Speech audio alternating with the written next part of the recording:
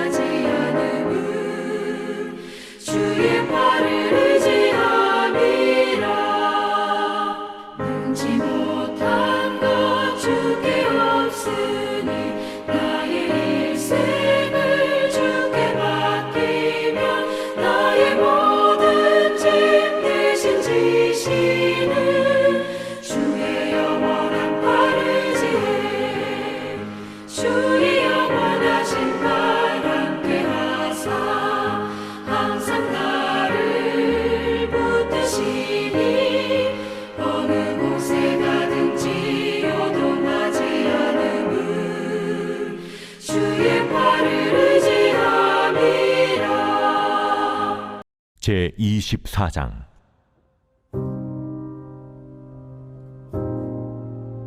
아홉째 해 열째 달 열째 날에 여호와의 말씀이 내게 임하여 이르시되 인자야, 너는 날짜 곧 오늘의 이름을 기록하라.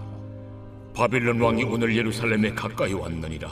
너는 이 반역하는 족속에게 비유를 베풀어 이르기를 주 여호와께서 이같이 말씀하시기를 가마 하나를 걸라.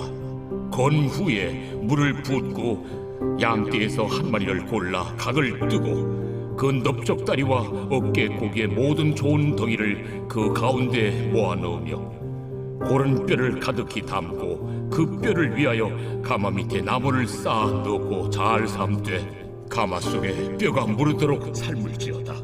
그러므로 주 여호와께서 이같이 말씀하셨느니라.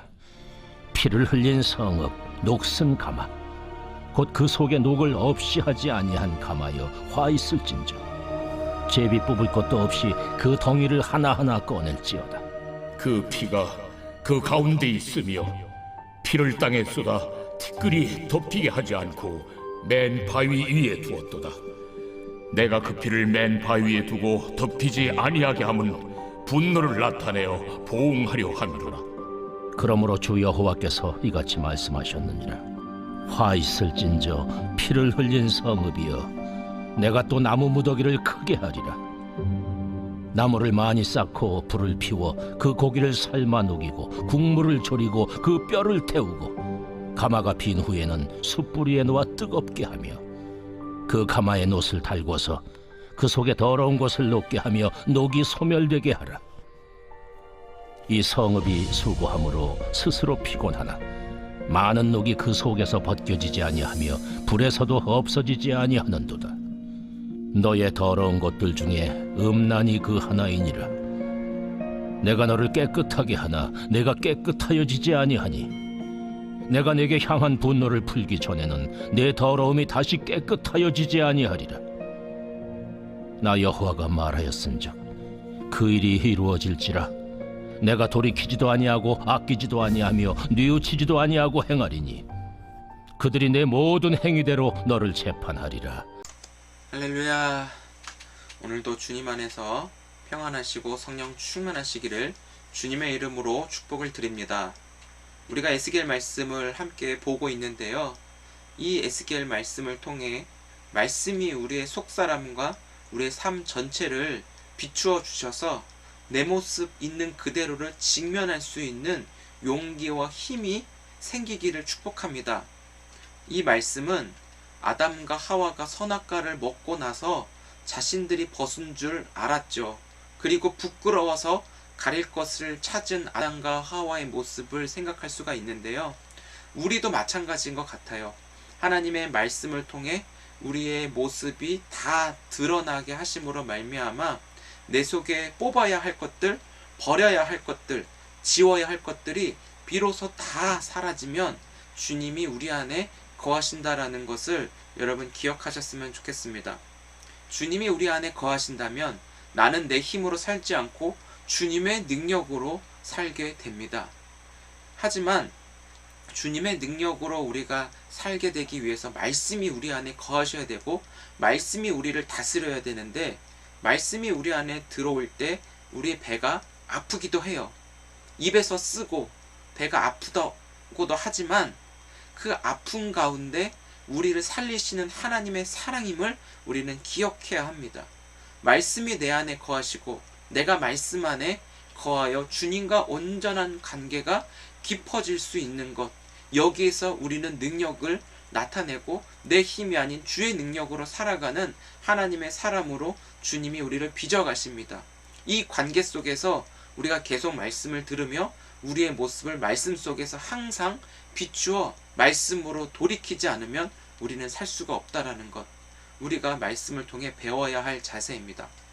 오늘 에스겔 24장 말씀을 함께 보았는데 녹슨 가마에 대한 비유에 대해서 에스겔이 말하고 있습니다. 이 녹슨 가마, 이것은 반역하는 족속들, 3절에 나와 있죠. 그들을 해당하는 말씀이에요. 그들을 언급하고 있죠. 에스겔은 여호야긴 왕 때에 바벨론 포로로 붙잡혀 왔습니다.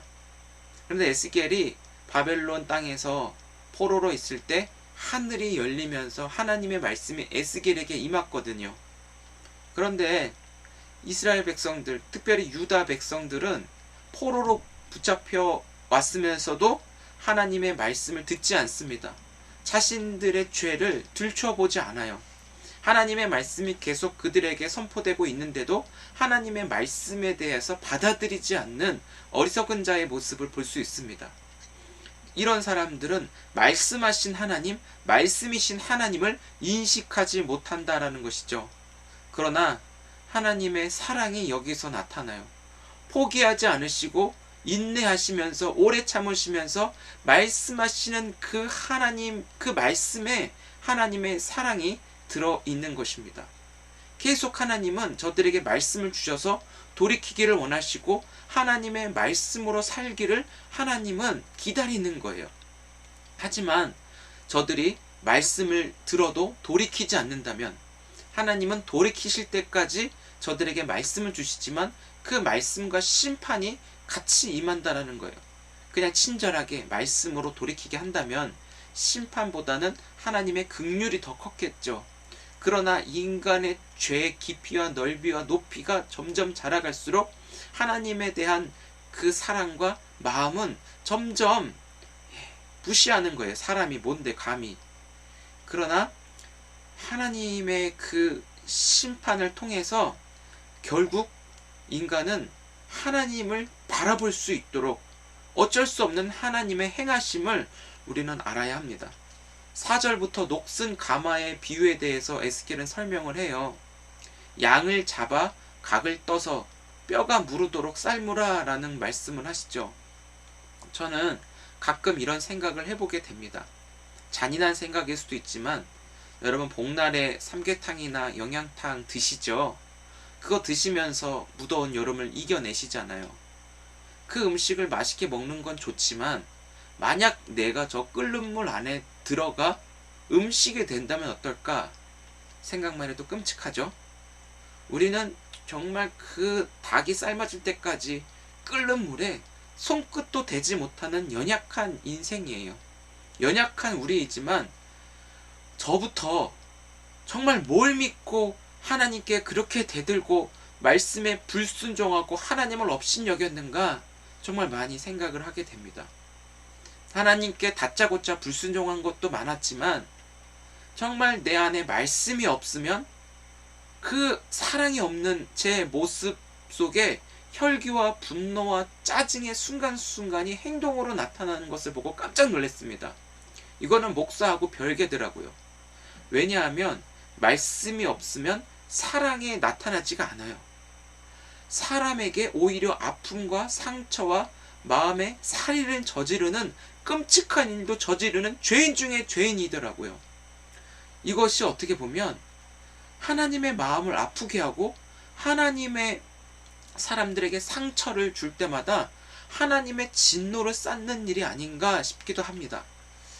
말씀을 오해해서 우리가 하나님이 다 하셨으니까 예수님이 나를 위해 십자가 못 박아 죽으셨고 나는 구원 받았으니까 뭐 까짓거 회개하고 돌이키면 용서하시겠지라는 이기적인 그런 마음이 오히려 하나님의 말씀에 귀를 멀게 하고 오히려 하나님의 사랑을 당연시 여기는 교만함의 크기가 우리 안에 자라가고 있는 거예요. 그것이 심판을 자초하는 일이라는 것을 우리는 기억하셔야 됩니다.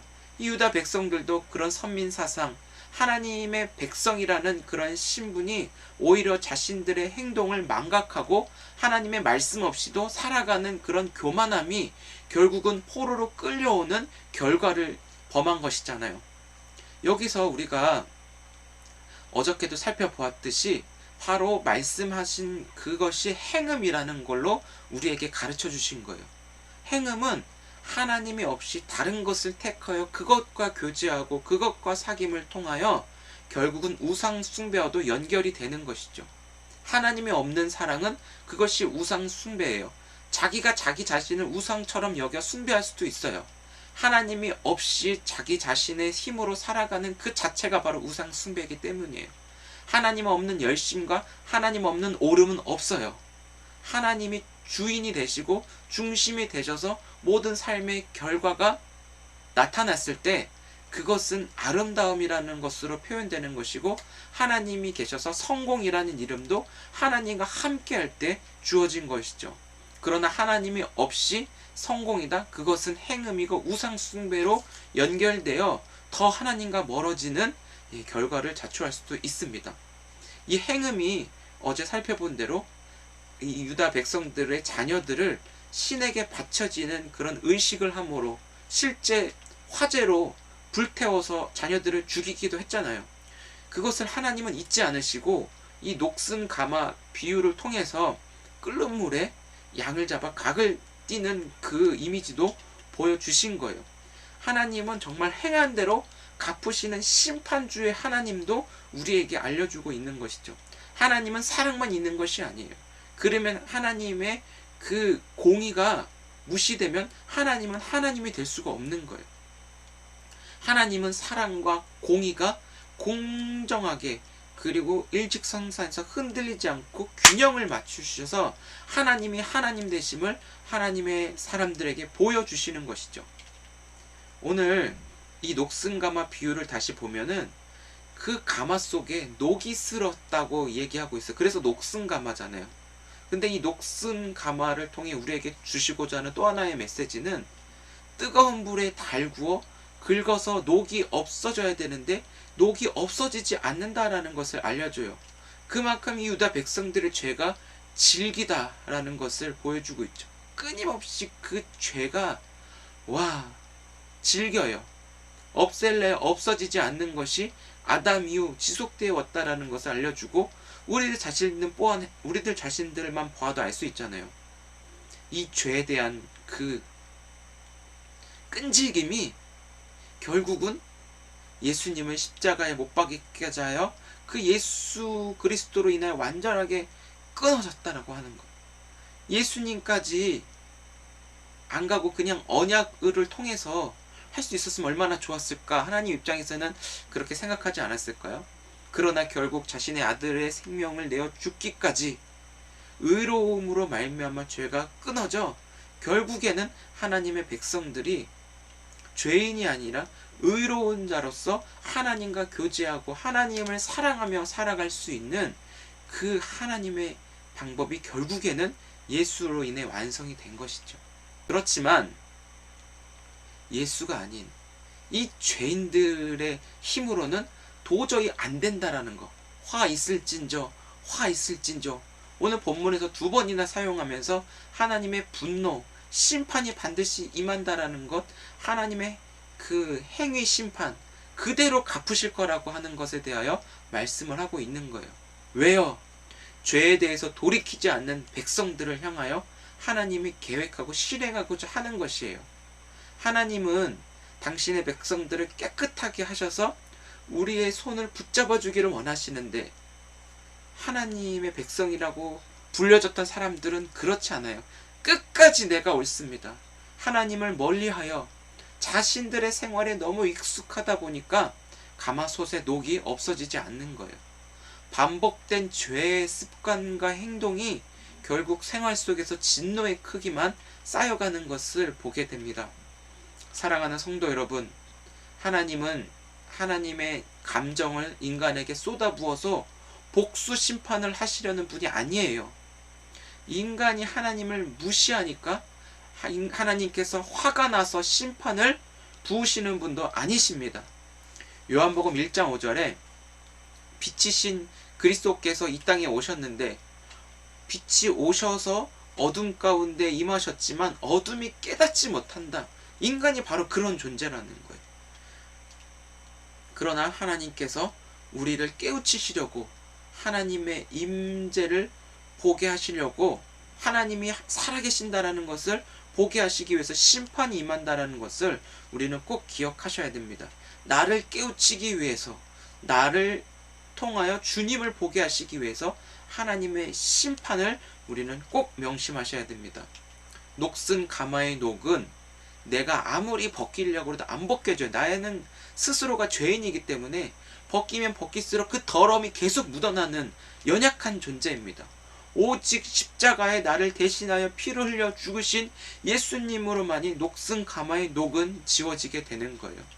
예수님의 그 피가 나를 깨끗하게 하셔서 오늘도 내 손을 잡아주시고 더러움을 완전하게 없어주시는 주님의 보혈만이 오늘 나를 깨끗게 하여 주님과 연합하는 축복으로 오늘을 살아가게 하시는 겁니다. 나를 대신하여 하나님의 아들이 대신 심판을 받으셨지만 예수님은 말씀대로 3일 만에 부활하시고 40일 동안 제자들과 함께 계셨다가 승천하셨습니다. 그리고 다시 오신다고 약속하는 주님이 심판의 주로 우리를 부르신다라는 거예요. 히브리서 9장 27절에 한번 죽는 것은 사람에게 정해진 것이요 그 후에는 심판이 있으리니 말씀하면서 우리의 삶, 우리의 진짜는 바로 심판이 있는 그때라는 것을 여러분 꼭 명심해야 됩니다. 죽고 나서 끝이 아니라 죽음 위에 그 심판, 우리들의 그 행위, 하나님은 그것을 보신다라는 거예요. 우리의 그 행위를 하나님은 기억하시고 주님 앞에서 우리가 다 서게 될 것이라는 것이죠. 그게 진짜라는 거예요. 그래서 우리가 주님의 보혈로 깨끗하게 주님의 손을 놓지 않고 주님의 말씀 따라 살아가는 하나님의 사람들로 우리가 아름답게 빚어져 갈 수 있기를 축복합니다. 사랑하는 성도 여러분, 여러분이 지워야 할 녹은 무엇입니까? 저는 제가 옳다고 착각하는 녹부터 지워야겠습니다. 목사라는 그런 자리만으로 이유 없이 내가 옳다고 가족들에게 가르치려고 들고 그들의 마음을 만지거나 헤아리지 않는 교만한 녹부터 지워지기를 회개하며 말씀으로 제 속사람을 깨끗하게 지워져야 되겠습니다. 오늘 이것을 왜 기도하겠습니다. 여러분들도 오늘 예수님의 십자가의 보혈로 여러분 안에 녹을 지워 깨끗한 주님의 마음을 소유하시기를 축복합니다. 말씀을 우리 안에 모셔서 나는 완전하게 무너지는 것이 축복이고 성령의 능력으로 다시 세워져 오늘 우리에게 베풀어 주신 구원의 은혜로 주님 앞에 더 가까이 나아갈 수 있는 복된 하루로 오늘을 누리며 주님의 사랑으로 우리의 존재가 더욱더 가치 있게 세상 속에서 빛나는 그런 일상이 되어지기를 주의 이름으로 축복합니다. 기도하겠습니다. 하나님 아버지, 녹슨 인생, 그러나 내 능력과 힘으로는 지워지지 않는 연약함이 있습니다. 그러나 예수님의 보혈로 깨끗하게 하시고 우리 안에 예수의 그 사랑만이 다시 한번 회복과 승리를 우리에게 불어다 주시는 하나님의 사랑으로 오늘도 살게 하셨습니다. 하나님, 죄인된 우리에게 계속 말씀하여 주시되 듣지 않는 교만함을 용서하여 주옵소서.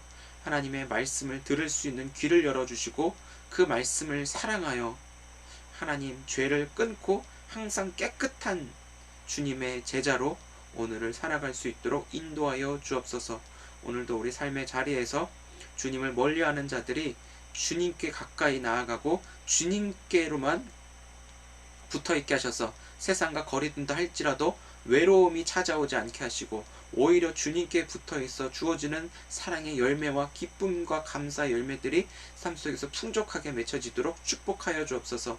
추석 이후 코로나 감염 발생률이 심각하게 자라나고 있습니다.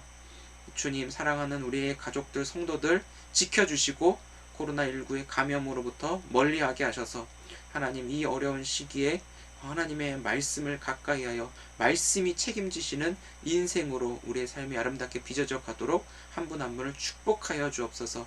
감사합니다. 오늘도 주님 안에 있기를 소원하고 예수님의 이름으로 감사하며 기도드립니다. 아멘. 할렐루야. 감사합니다.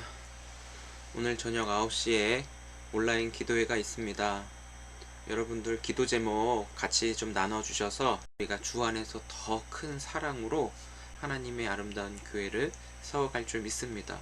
우리 삶의 문제도 예수 안에서 믿음으로 돌파할 수 있는 큰 힘도 기도하면서 우리에게 주어주실 줄 믿습니다. 주님 안에서 사랑하고 축복합니다. 오늘도 주시는 말씀 안에서 주님과의 교제와 주님과의 동행이 오늘 우리의 삶의 가장 큰 능력이고 힘이 되어지기를 축복합니다. 우리 이따 밤에 뵙겠습니다. 사랑합니다.